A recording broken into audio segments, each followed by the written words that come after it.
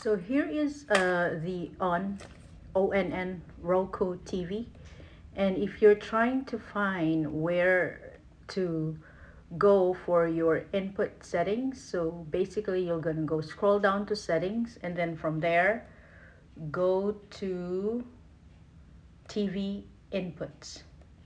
That's where if you're attaching a game console or any game console that you're attaching to the TV, you will go to the inputs.